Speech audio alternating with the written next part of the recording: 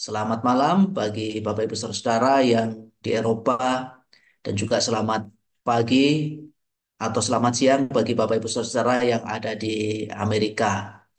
Salam kenal atau salam jumpa kembali eh, bersama dengan Bapak Ibu Saudara sekalian.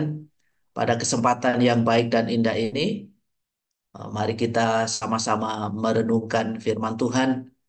Mudah-mudahan renungan firman Tuhan ini bermanfaat untuk sumber kekuatan rohani bagi kehidupan kerohanian kita pada waktu kita berada di tempat kita masing-masing. Untuk itu, saya mengajak kita semua untuk menundukkan kepala sejenak, kita sama-sama berdoa. Ya Tuhan, saat ini kami rindu Engkau berfirman dan bersabda kepada kami semua melalui hamba-Mu. Kami rindu diurapi dengan Roh Kudus, sehingga masing-masing kami beroleh roh pengertian, mengerti kehendak Tuhan dalam kehidupan kami, dan terlebih kami mendapatkan kemampuan dan kesanggupan untuk melakukannya dalam kehidupan kami. Ya Tuhan, berfirmanlah dan bersabdalah kepada kami semua melalui hamba-Mu, di dalam nama Yesus Kristus, Tuhan dan Juru Selamat kami sudah berdoa. Amin. Baik, sekali lagi saya mohon maaf oleh karena ada gangguan teknis. Saya tidak bisa buka kamera, sebab kalau dibuka kamera malah eh, gelap hitam. Jadi kalau ditutup malah masih ada gambar saya, itu foto saya. Baik, izinkan saya share screen untuk kita sama-sama merenungkan firman Tuhan.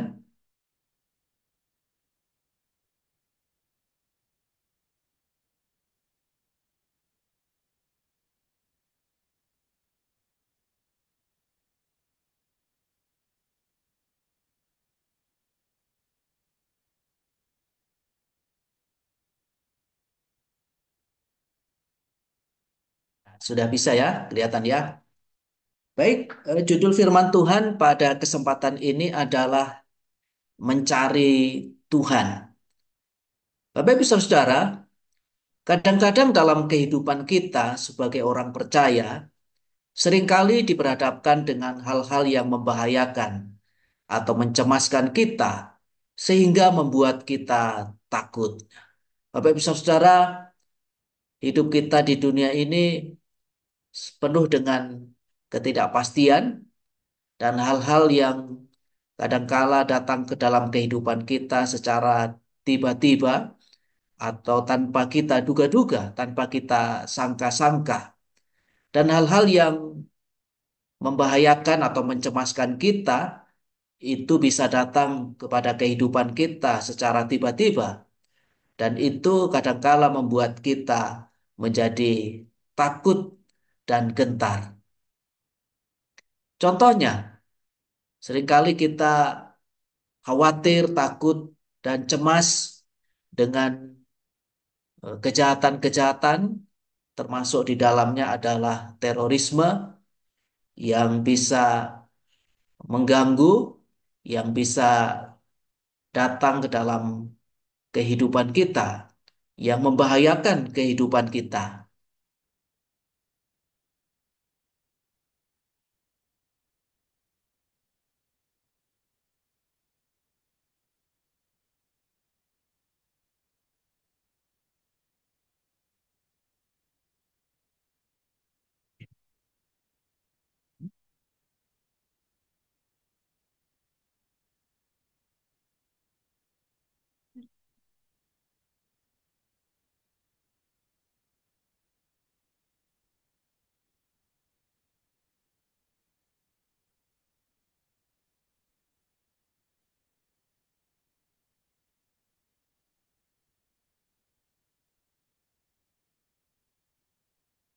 Bisa.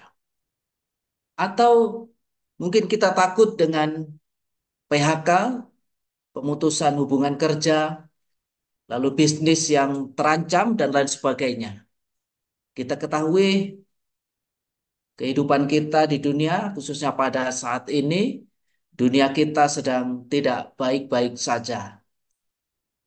Entah di Eropa atau di Amerika, Tapi di Indonesia banyak sekali ancaman PHK atau pemutusan hubungan kerja oleh karena pebisnis tidak lagi mampu untuk membiayai usahanya, pengeluaran yang tidak seimbang dengan pemasukan, akibatnya cara yang paling realistis yang mereka gunakan adalah mengadakan pemutusan hubungan kerja. Demikian juga bisnis yang mengancam, bisnis yang terancam tutup, bangkrut, dan lain sebagainya.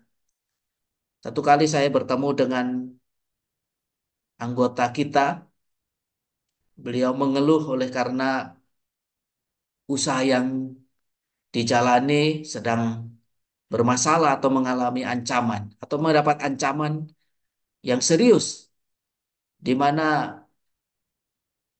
omset yang dia dapatkan dalam bisnisnya itu tidak bisa menutupi biaya operasional di usaha atau perusahaan yang dijalankan oleh anggota kita ini. Ancaman lain adalah dikhianati. Ya, mungkin dikhianati oleh teman, oleh sahabat, atau bahkan dikhianati oleh pasangan kita. Lalu ancaman yang lain adalah sakit penyakit yang datang dalam kehidupan kita. Seperti kita ketahui bahwa sejak manusia jatuh ke dalam dosa, maka sakit penyakit rentan datang kepada kehidupan kita dalam berbagai bentuk. Lalu kriminalitas dan sebagainya, perbuatan-perbuatan jahat dan lain sebagainya yang ada di sekitar kita mungkin barangkali bisa juga itu menimbulkan kekhawatiran dan perasaan takut ke dalam diri kita. Bapak Ibu Saudara, renungan firman Tuhan pada malam ini atau pada pagi ini eh, didasari oleh sebuah perikop yang ada di dalam 2 Tawarik 20 ayat 1 sampai 36.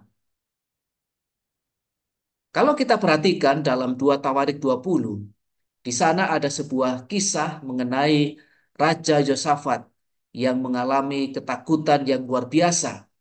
Ketakutan Yosafat ini disebabkan oleh karena dia terkepung oleh tiga bangsa yang besar yang sedang mengurungnya. Dan itu menimbulkan rasa takut yang luar biasa. Di dalam 2 Tawarik 20 ayat 1 sampai yang ketiga, khususnya di ayat yang 1, firman Tuhan mengatakan demikian. Setelah itu Bani Moab dan Bani Amon datang berperang melawan Yosafat bersama-sama sepasukan orang Meunim. Nah, jadi pada zaman Raja Yosafat ada tiga kekuatan besar atau tiga bangsa besar datang sekaligus berperang menyerang Yosafat. Ketiga itu adalah Bani Moab, Bani Amon, dan juga orang-orang Meunim. Lalu dalam ayat yang kedua dikatakan, datanglah orang memberitahukan Yosafat, suatu laskar yang besar datang dari seberang laut Asin, dari Edom menyerang tuanku. Sekarang mereka di Heseson, Tamar, yakni En-Gedi. Lalu di ayat yang ketiga dikatakan demikian, Yosafat menjadi takut, lalu mengambil keputusan untuk mencari Tuhan. Ia menyerukan kepada seluruh Yehuda supaya berpuasa. Nah, Bapak Ibu Saudara, oleh karena terancam oleh ketiga bangsa yaitu Moab, Amon, dan juga orang Meunim, hal itu menimbulkan rasa takut ke dalam diri Yosafat. Lalu apa yang dilakukan Yosafat? Yosafat mengambil keputusan untuk mencari Tuhan. Bapak Ibu Saudara, keputusan dalam ketakutan Yosafat itu adalah benar atau bahkan sangat tepat dan benar, yaitu mencari Tuhan. Dan kalau kita perhatikan di dalam eh, renungan firman Tuhan pada malam ini, maka ada hal-hal yang berkaitan dengan Yosafat ketika ia mencari Tuhan. Yang pertama adalah mengapa Yosafat mencari Tuhan? Apa alasan Yosafat mencari Tuhan? Jawabannya adalah mengapa Yosafat mencari Tuhan adalah karena dia sadar akan kelemahannya. Dalam 2 Tawarik 20 ayat 12 dikatakan, "Ya Allah kami, tidakkah engkau akan menghukum mereka karena kami tidak mempunyai kekuatan untuk menghadapi laskar yang besar ini yang datang menyerang kami. Kami tidak tahu apa yang harus kami lakukan, tetapi mata kami tertuju kepadamu." Jadi Yosafat mencari Tuhan karena dia sadar akan kelemahannya. Dia katakan bahwa kami tidak mempunyai kekuatan. Yosafat sadar bahwa dia dan juga bangsanya tidak mencari kekuatan. Kami tidak tahu apa yang harus kami lakukan. Yosafat dan bangsanya sadar dan tahu bahwa mereka tidak tahu apa yang harus mereka lakukan menghadapi ancaman yang serius itu, yaitu ketiga bangsa yang datang menyerang bersamaan itu. Di dalam buku Para Nabi dan Bapa volume 1 halaman 258 alinea yang kedua mengatakan demikian. Agar dapat menerima pertolongan Allah, manusia harus menyadari kelemahan dan kekurangan kekurangannya. Nah, Bapak Ibu Saudara, ini adalah sebuah kutipan yang bagus eh, agar kita dapat menerima pertolongan Allah, kita harus menyadari kelemahan dan kekurangan kita di hadapan Tuhan. Dan inilah yang dilakukan oleh Yosafat.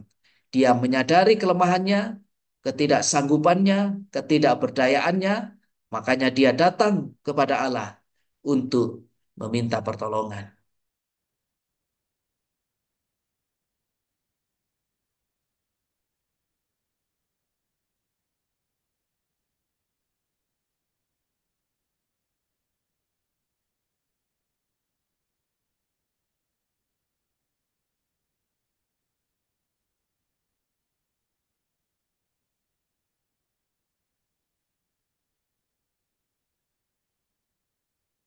Ya, mohon maaf ada gangguan lagi.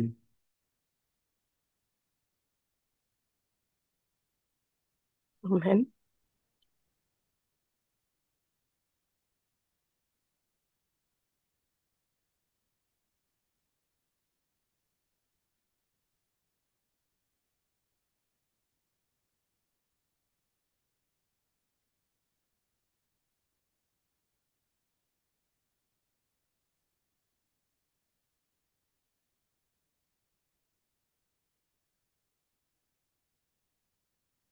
Ya, sudah bisa.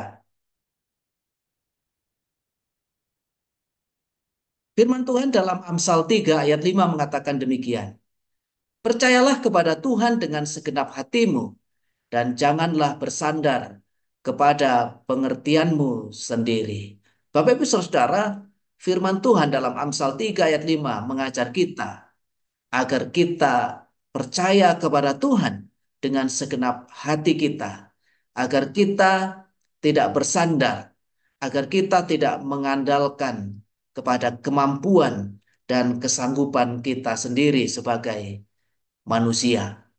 Lalu yang kedua, apakah yang Yosafat lakukan dalam mencari Tuhan? Yang dia lakukan adalah dia berdoa, bertelut dan berdoa kepada Tuhan. Dalam 2 Tawarik 20 ayat 18 dikatakan demikian. Lalu berlututlah Yosafat dengan mukanya ke tanah. Seluruh Yehuda dan penduduk Yerusalem pun sujud di hadapan Tuhan dan menyembah kepadanya. Jadi yang dilakukan oleh Yosafat dalam mencari Tuhan adalah dia bertelut dan berdoa kepada Tuhan. Bahkan dalam ayat ini digambarkan dia bertelut dengan mukanya sampai ke tanah, bersujud di hadapan Tuhan. Ini adalah gambaran yang menunjukkan bahwa Yosafat benar-benar datang kepada Tuhan dengan penuh penyerahan dan kesungguh-sungguhan kepada Tuhan. Dalam buku Kebahagiaan Sejati, halaman 112, alinea 2 dikatakan, janganlah utarakan kesulitan-kesulitanmu di hadapan sesama manusia yang fana, melainkan bawalah segala sesuatu kepada Allah di dalam doa. Bapak Ibu Saudara, ketika kita menghadapi masalah yang besar dalam kehidupan kita, atau kecil sekalipun, seringkali yang dilakukan oleh kita sebagai manusia bukanlah datang kepada Tuhan yang pertama.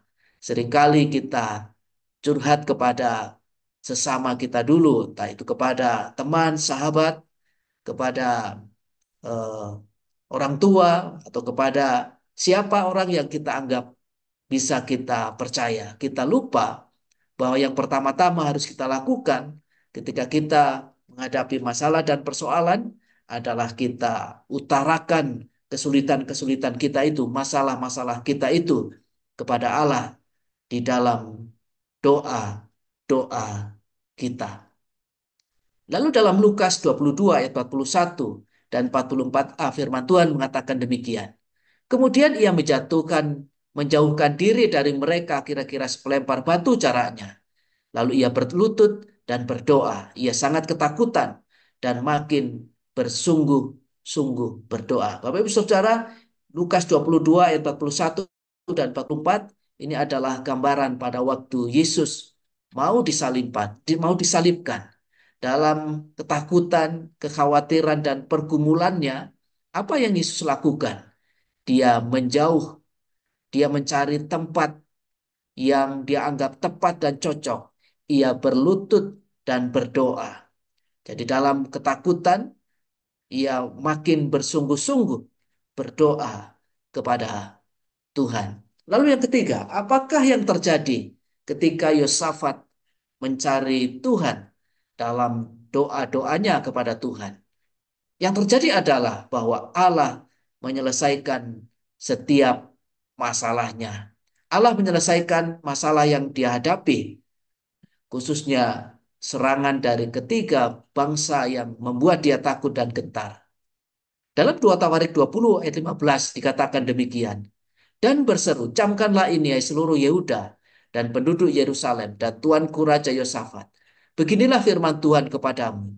Janganlah kamu takut dan terkejut karena laskar yang besar ini, sebab bukan kamu yang akan berperang, melainkan Allah. Jadi menurut ayat ini, ketika Yosafat datang kepada Tuhan, mencari Tuhan dalam doa-doanya kepada Tuhan, Tuhan menjawab dengan luar biasa. Tuhan katakan bahwa bukan kamu, bukan Yosafat dan bangsanya yang akan berperang, melainkan Allah sendiri yang akan berperang untuknya dan juga bangsanya. Dalam buku Kerinduan Segala Zaman, volume 2 jilid 2 halaman 263 alinea 3 dikatakan begini. Allah akan campur tangan untuk kepentingan umatnya yang setia. Ini adalah sebuah kabar baik bagi kita bahwa kita tidak perlu takut dan gentar. Ketika kita setia kepada Tuhan, kita tidak perlu takut, khawatir dan gentar menghadapi setiap masalah dan persoalan dalam kehidupan kita. Kenapa? Oleh karena Allah pasti akan campur tangan untuk kepentingan umatnya, kepentingan kita, umat-umatnya yang setia kepadanya. Sebagai penutup, Bapak Ibu Saudara, saya ingin menceritakan sebuah kisah nyata yang difilmkan, yaitu sebuah film yang berjudul The Tea Tree.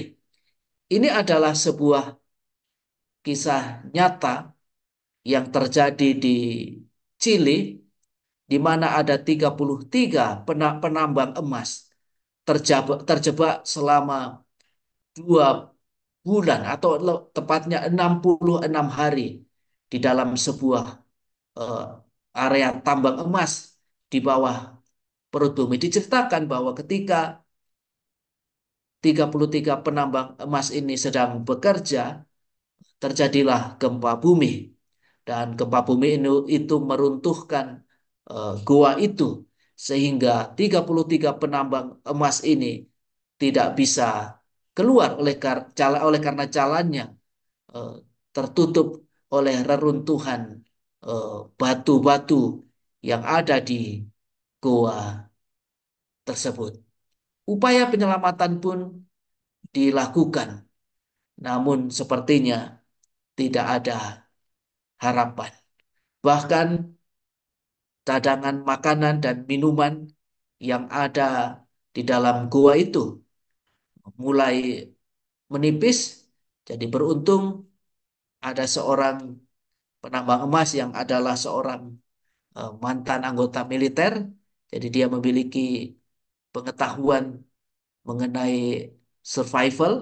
Akhirnya dia mengambil alih eh, kepemimpinan di mana di daerah tambang itu. Jadi dia atur sedemikian rupa bagaimana caranya supaya mereka bisa bertahan hidup lebih lama. Jadi akhirnya dia putuskan bahwa dalam satu hari satu orang itu hanya bisa makan dan minum dua potong roti dan juga eh, dua gelas susu, dua gelas berisi susu yang isinya hanya seperempat dari gelas yang kita lihat yang ada di gambar ini. Namun, walaupun sepertinya tidak ada harapan, namun mereka masih memiliki iman dan pengharapan. Mereka selalu berdoa kepada Tuhan supaya ada jalan keluar. Mereka berdoa supaya tim SAR bisa menemukan mereka. Ya, akhirnya pada hari yang ke-66 mereka di dalam goa itu tiba-tiba mereka mendengar suara gemuruh ke dekat mereka dan rupanya suara gemuruh itu adalah suara mata bor yang eh, di dibuat atau dilakukan, diupayakan oleh tim SAR di permukaan tanah atau di permukaan bumi untuk mencari keberadaan mereka. Akhirnya mereka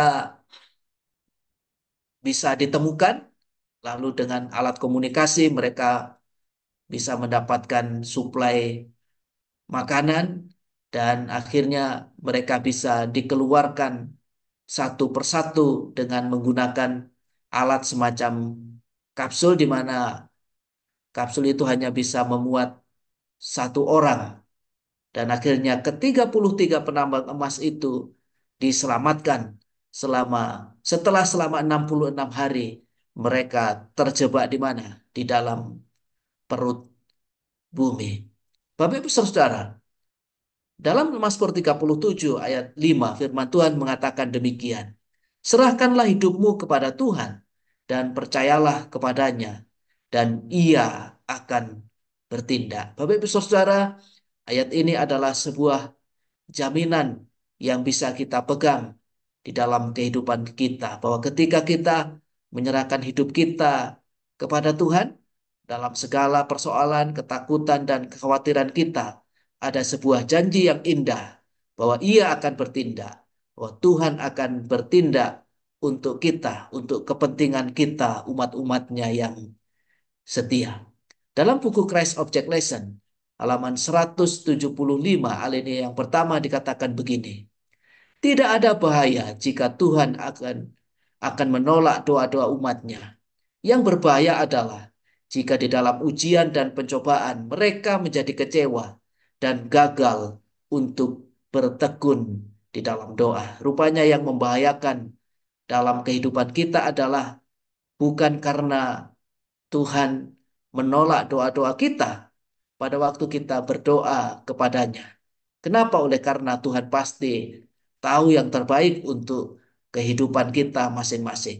Yang paling berbahaya di dalam kehidupan kita adalah bahwa jika di dalam ujian dan pencobaan yang kita alami, kita menjadi kecewa dan putus asa, lalu gagal untuk bertekun di dalam doa-doa kita kepada Tuhan. Sumber kekuatan dan pertolongan kita adalah datangnya dari Tuhan. Bila mana kita merasa tidak berdaya dan memohon Tuhan yang berkuasa dalam kehidupan kita, maka Ia akan berkarya dan memberi kita pertolongan. Jadi Bapak Ibu Saudara, ketika kita merasa tidak berdaya dan memohon kepada Tuhan yang berkuasa dalam kehidupan kita, dalam doa-doa kita, maka Ia akan berkarya dan memberi kita pertolongan. Mari kita stay confident. Tuhan Yesus memberkati. Amin. Amin. Terima kasih Pak Pendeta atas firman yang begitu indah. Kita akan melanjutkan acara